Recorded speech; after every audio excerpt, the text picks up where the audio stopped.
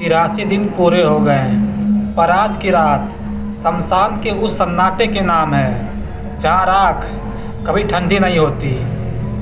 क्या आपने कभी सोचा है जब रात के 2 बजे सारी चिताएं बुझ जाती हैं तब भी एक चीता से धुआं क्यों निकलता रहता है?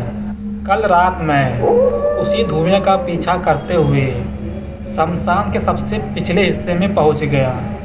वहाँ एक चीता जल रही थी, पर उस चिता में लकड़ियाँ नहीं थी और वो आग नीली थी।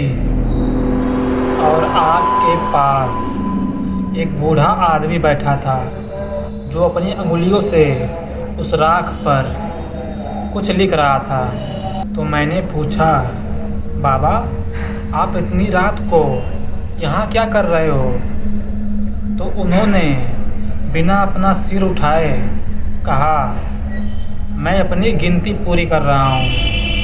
83 साल पूरे हो गए और आज 84वां साल पूरा हो जाएगा।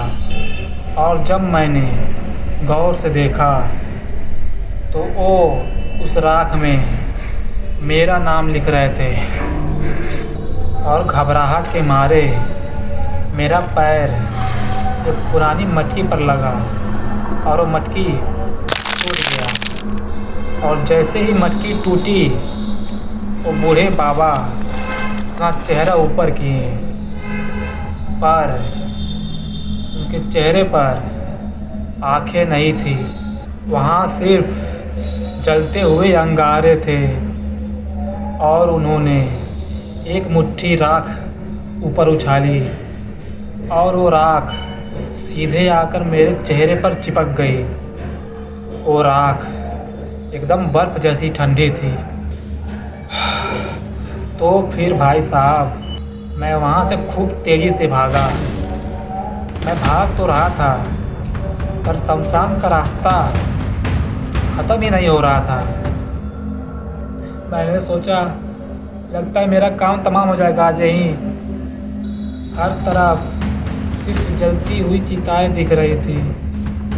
तभी मुझे एहसास हुआ कि मेरे पैरों के निशान ज़मीन पर पड़ ही नहीं रहे हैं। तब मैंने पीछे मुड़कर देखा तो उस नीली आग वाली चिता पर मेरा ही शरीर लेटा हुआ था।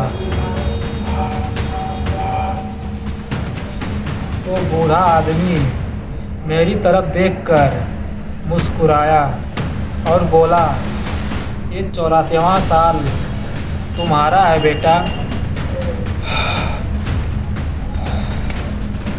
तभी मैं पसीने से लथपथ अपने बिस्तर से उठा और जब मैं अपने बिस्तर से उठकर आईने में देखा तो मेरे माथे पर राख का एक तिलक लगा हुआ था।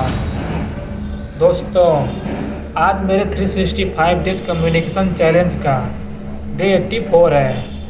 क्या आपको भी अपने कमरे में जलने की गंध आ रही है? संभल कर रहिएगा क्योंकि शमशान की राख साथ नहीं छोड़ती।